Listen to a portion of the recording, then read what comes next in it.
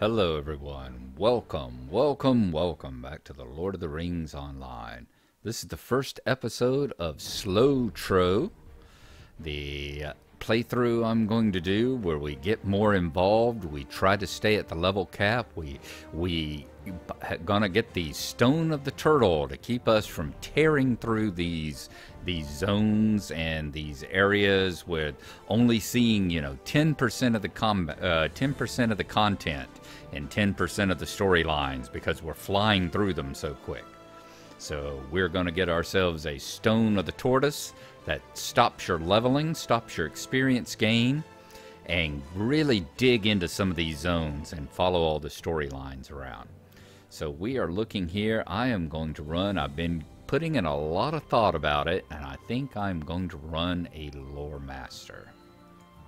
Run us a Loremaster here. I don't want to necessarily run a human, though. We've been through the human areas. We've been through all the Archit beginning stuff with Gnarlo, with our Hobbit burglar, because the Hobbits and the men use the same starting area of Archit and all. We've already seen that introductory and tutorial section. So, as much as it pains me, we're going to make an elf. I know, just don't say it. I've already got enough shame as it is. Alright. We will run a female elf to get the female perspective. Use some of the female outfits and all. We've seen the stuff that Gnarlo uses. So let's see what some of the dresses and some of the other outfits look like as well. Okay, so that's where we are. Let's look at the race info. Long ago, the elves welcomed the younger races of Middle-earth and allied with them when the need was great. But centuries of war, betrayal, and hardship have made them fiercely protective of their seclusion. They have Sorrow of the Firstborn, which means -20 maximum morale and -60 non-combat morale regen because of elves feeling things more deeply than other races and are more subject to sorrow. Which, if you remember correctly, anytime we've gone up and talked to one of the elven store owners, elven tradesmen, especially over there in some of the beginning eras, they're always talking about, oh, such woe is my great sorrow. It's like, oh, But remember, as you go up, eventually you get a racial trait that negates that. Just like the hobbits have a minus morale, and we've already, I think it's renown or something is the racial trait that you get when you turn like 20 or 30, which cancels that out. Dwarves have something of the same with their fate. I think dwarves have a decreased fate, but they eventually get the trait that will cancel that out. So it's not that big of a hindrance. Then you have Agility of the Woods, which gives us the Grace of the Eldar is remembered in legend, and we have plus 15 agility. We had the Fading of the Firstborn, which reduces our fate. The time of the elves in Middle-earth is nearly at its end, -7 fate. And Suffer No Illness. Elves do not suffer illness, so it's an improved resistance, plus 1% disease resistance and 1% poison resistance. And of course, in the books, elves are totally resistant to disease and poison and aging and all. But of course, in a game, you have to make allowances. So let's go ahead and play the movie about the elves. The kindred of the elves dwell among the woods and dells, lingering in Middle-earth out of love for the land. Though their elder glory is diminished, and the day draws near when they must cross the sea, those who remain continue the ancient struggle against the shadow of the enemy. And I guess appropriate ends on Glorfindel there. Alright, the Loremaster. Class difficulty advanced. Role is support, although of course these days with the trait trees you can make a perfectly legitimate build. Usually the red line is your kind of solo and DPS line, and just about all the different classes here. Lore Masters are the masters of crowd control, skills that trap foes and keep them from fighting. They may call on animal companions to fight by their side and even call on elemental forces to damage their foes. In fellowships, a Lore Master concentrates on supporting his allies, primarily by hindering the foe's ability to deal damage. Lore Masters are seekers of knowledge and the guardians of wisdom. Through study of bygone ages, they learn ancient secrets that allow them to hinder foes, as well as protect against the dark powers of the enemy. They have many skills that invoke the natural world of Middle-earth, but it is draining on the will, thus costing them morale to fuel some of these powerful skills. This class was inspired by Elrond Half-Elven, Elf Lord and Master of Rivendell. Let's play the movie for the Lore Master here. The Loremaster is a seeker of knowledge and a guardian of wisdom. He wields ancient secrets and lore to confound his foes and aid his friends, protecting them against the dark powers of the enemy. And with our friendship with animals, with the pets we can summon and stuff, I think he's got a little Radagast and maybe, yeah, a little Radagast mixed in there with him too. All right, there we go. We got our female elf. I'm assuming we'll be able to go here and create our face and everything next. Yes, indeed. All right, where do we want to be? From Linden, from Lorien, Mirkwood, Rivendell, or Edhelion. All right. I am going to take a look here. I am going to create the face and everything, get all my options set, and get a name, and then we will be back to join you here in just a moment. We have been through character creation here. We have decided to be from Linden, which is the Greenlands of the elves between the Edhelion and the sea, where Gil-galad, the last great elf king, once ruled. Círdan, the shipwright, now rules there from Mithlond, the Grey Havens. So that is the area to the west of the Shire and to the west of the Edhelion there. Figure that's good. That gives us a good role-playing situation where it explains why we're in the area. We haven't traveled there from Gondor. We haven't traveled there from Mirkwood, and and now can't get back. It's a situation where it easily explains why we are there in the Edhelion. We have chosen, as you see, our face here. I've made it look, the face and the hair and all. We've got the slightest build, a very thin build. We've got the face and everything looking as elven as I could possibly come up with. Also looks a lot like my wife. That's also very close to looking like my wife. My wife, I think I've mentioned before, is Persian, so we've got kind of that darker olive skin. We've got the dark makeup around the eyes and the lips there. And just like my wife has beautiful long hair, which she constantly keeps piled up on the very top of her head with so many plastic doodads jammed in it to keep it up there that if you go up behind her and try to kiss her on top of the head, you're really in danger of putting your eye out. So that's about as close as we can get there. And I've kind of come up with the most elven name I could think of. I wish I could throw an apostrophe.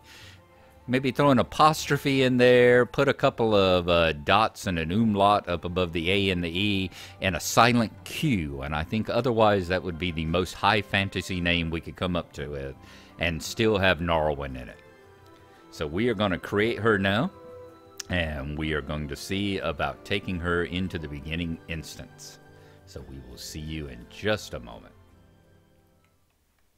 While visiting the refuge of Edhelion under the care of your master, you find yourself in the midst of a brutal attack by greedy dwarves of the Dourhands family. Their king, Skorgrim, thirsts for power with an unnatural lust, and you are in the eye of the storm. All right, we have started the starting instance here, the Refuge of Edhelion. We'll be seeing a lot of these pop-ups as we go along. They, you know, every time you start a new character, the pop-ups, the informational pop-ups. Just take a look around here right quick because we won't see this again. This is the Elrond's room in the Refuge of Edhelion. So let's take a look. Very nice indeed. Okay, this is Gnarlrynae, as you see. She is a Loremaster and has her Loremaster staff across her back. Only fitting that we should be coming up here and learning from the greatest Loremaster of them all in Middle-earth at the moment, Elrond. And we are going to come on up. Let me pull this on open. So if there's messages or things like Elrond says, come quickly, we can come it down here if we miss it up there on the top. All right, so far it's not letting us pop our name up above our head. I guess that'll come a little bit later. In the meantime, let's run down here and see what Elrond has to say. If I remember right, remember we've talked about before how things change, how time changes throughout the game of Middle-earth here. The time is not the same. The time in the Shire is like September, what, 23rd, 24th, something like that. And by the time you get to over there at Rivendell, it's already late December. You get to Lothlorien, and you're in February. So it tells you how time goes. This is probably the most dramatic, if I remember correctly. This is the elf instance here, happens in the Refuge of Edhelion, and this is like 600 years before the current game, if I remember right. Just a further reminder of just how long the elves live. Elrond Half-Elven needs to speak with you. Alright, another pop-up about combat movement, or camera movement. Let's talk to Elrond. You cannot tarry here any longer. You cannot tarry here any longer, Gnarlrynae. Skorgrim's forces are upon us, and I fear they make straight for this library. He seeks the relics of Edhelion, though I do not know what a dwarf could want with them. These relics were once coveted by a gaunt lord of old. I think the fool believes that he can become immortal if he acquires them. Open the satchel. Here, young elf, arm yourself. There is little time. Okay. So that's looting. All right, there's the satchel we're looking for. Let us go ahead and grab it. Okay, we've got a wooden staff. That thing on the inventory. There's a weapon in the satchel. You should now loot and equip it before attempting battle. Easy enough. Oh, look at there. Old-fashioned bags, even. Wow. And look at all that stuff. All that stuff. Steed of the East Emnet. All the 3-year and all gift boxes and stuff. The Ithilden coins that we need to go turn into over at Barlam Butterbur to get the prizes for those. And 9-year gift box. Armor of the Hammerhand. All the different things that I've acquired by having played the game for 9 years and for having bought the different expansions. Alrighty. Tell you what, let's get this wooden staff. Let us equip it. Oh, we've got to loot it first, don't we? Okay. There we go. And we'll throw that here. And we will equip it now. So let's see. What is the wood staff? Bound to Gnarlrynae. 4 to 7 common damage. 2.2 DPS. Ooh. Got to make sure we're not overpowered there now. What was the one that we did have? Simple staff. 0.9 DPS. Alright. So we have equipped our wooden staff, which looks an awful lot like our old one. Let's talk to Elrond again. Armed. Good. You are better armed. Your master Taligan wishes to see you before you venture out into the fray. But do hurry. This place is not safe for you. Okay, accessing your inventory, we know that. Press I. Equipping your weapon, we did that. You should equip your best weapon before attempting to engage in combat. Very true. Now we need to follow Elrond to Taligan, our master. Good. You are better armed. Continue quest. Your master Taligan wishes to speak with you before you set off to defend Edhelion. Taligan, I've found your student. Quickly, say what you wish to say. Gnarlrynae is not safe here for long. Taligan Silvertongue.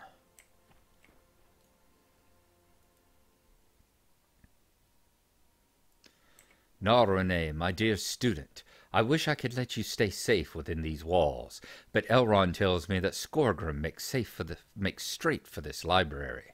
You must survive the battle outside, I'm afraid. I worry for you. Duel with me one last time, my friend, and show me that you are ready. It will ease my heart.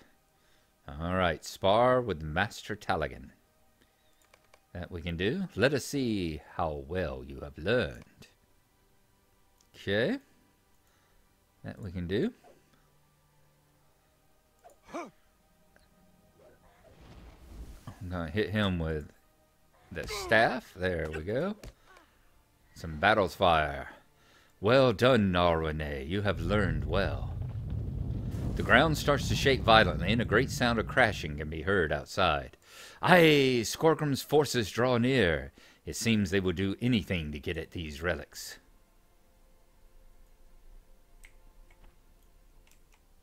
There is no time to waste. There is no time to waste, Gnarlrynae. Go outside with Taligan and see what can be done to stop Skorgrim from advancing. The Dourhands cannot be allowed to take the Gaunt Lord's relics. I have vowed to keep them safe. I will hide the relics, then I will join Taligan in protecting the library. Be safe, young Loremaster. Now see, this right here is an example of what I talked about in earlier videos, especially back with Gnarlo. Whenever we were going along, we talked about the way that the introductory thing had changed. If you remember me talking, I talked about how Gnarlo was going to mail a letter, and then he wanders out on the roads, and he sees a Black Rider. And he and the Bounder run from the Black Rider, but they're captured along with Mungo, Sackville Baggins, and all. And what's her name? Celadine Brandybuck? I think that's it. They're captured by brigands, but they're rescued by Amdir, and Amdir gets turned into a Carghoul. How all that changed when they added in Frodo and Sam, and they added in Aragorn, and they changed the entire introductory thing. It's much the same here. In the original instance that I remember from this, you came over here, and all this stuff, you were talking to Taligan. And Taligan, and then the Refuge came under attack, and you charged out to fight the battle, and just when things were looking bad, Elrond shows up. So the appearance of Elrond was actually a surprise at that time. Things were looking bad. A big troll was trying to break through the great gates, and suddenly Elrond and his forces appeared to save the day, charging in like the cavalry, and killed the troll and helped rout the Dourhands and their goblin allies. So once again, they've changed it around. Now you meet Elrond immediately as soon as you log in. All right, let us go on and talk to Taligan outside of the library. Go, Taligan, take Gnarlrynae out of here. I must hide the relics before Skorgrim appears to claim them. Okay, let's march on out.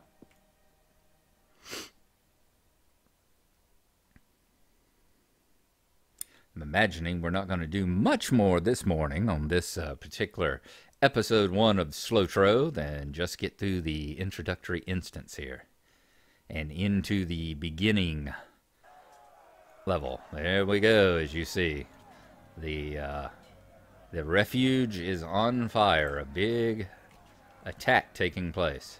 Gnarlrynae, hurry! We have little time.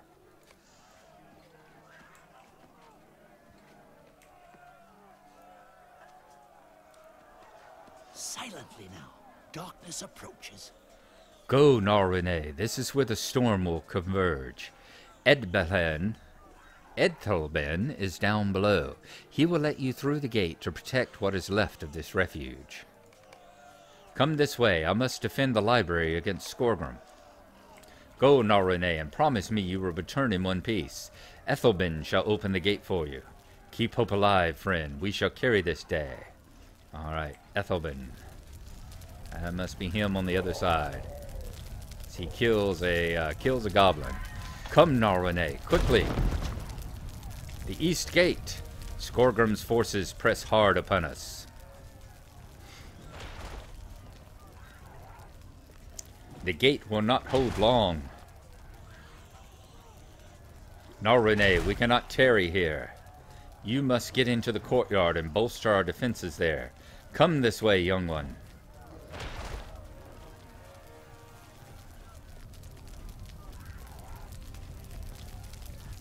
Now, this part hasn't changed any. You should continue west up the stairs. Eventually, you will make your way to the courtyard's west gate. Be wary of invaders along the way. They are everywhere. Alarms, alarms. Hurry now. Alright, this part hasn't changed any. We back in the old days, had to fight our way through the courtyard and through all the dwarves and the goblins. Alright, let's hit them with a staff. Let's throw burning embers on them. Ugh, it cannot be. Alright, we're getting our first experience there. Let's take a look at our abilities right quick. We have Burning Embers. That is a burn enemy with damage over time, slowing movement. So that is probably what we should lead off on. It's our ranged attack. It slows them and does a dot. That's our typical staff strike. If our pet is flanking, we will do bonus damage. There's Wizard's Fire, a powerful sign which leaves damage over time on your foe. If your enemy is under the effect of burning embers, this sign will stir it up into searing embers. It increases the damage that burning embers does. There's Gust of Wind, which does frost damage. The skill has a chance to spread the fire from burning embers to nearby foes. Alright, so hit them with burning embers, increase it with Wizard's Fire, use the Gust of Wind to blow it, hopefully, onto other opponents. There's a Lightning Strike. Excuse me just a second. Had to sneeze. Cause lightning to strike the enemy, dealing heavy damage. The skill can cash out burning embers for bonus damage, so that will cash out the burning embers. Friend of Bears summons a bear companion and then travel to the personal house. Interesting. Alright, there we go. Ally of Gnarlrynae. Hello, bear. We'll have to name you here in just a little while. Let us continue on. Let's see. Right down here, I am going to move this right quick. Let's see. Let's get this out of the way. Move our shortcut bar over here. That's our companion bar. It's been so long since I ran a Loremaster. I've got one that's like level 15 that, whoa, I didn't remember that we even had it. Alright, return to master, toggle assist. And that was guard mode. Will enter combat to defend you or itself. Passive mode will not enter combat unless commanded to. Aggressive mode will fight when enemies are detected. Stay, follow, and attack. Alright, let's tell him to follow. And let's get on to it. Another Dour Hand.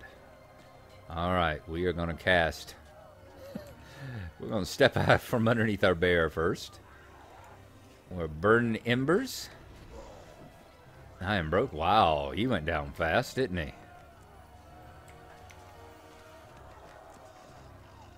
More burning embers. Whoa.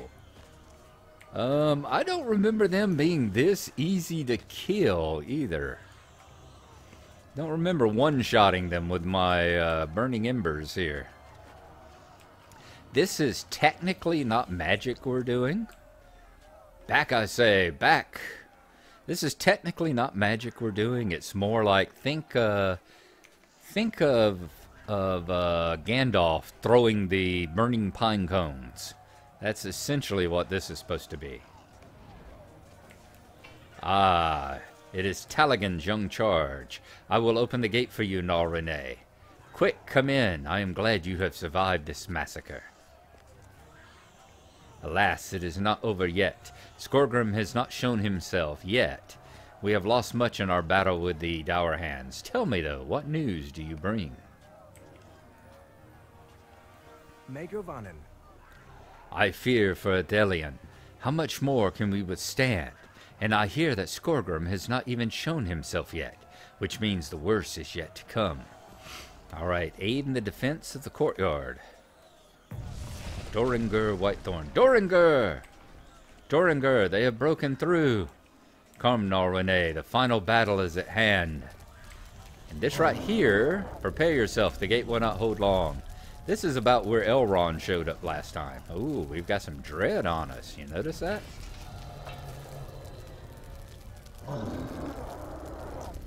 I, Elbereth, Edhelion Christ. As I said, this is where Elrond showed up in the original for the first time. Fall Beast.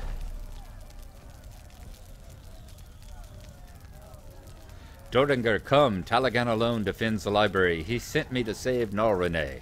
Come, young one.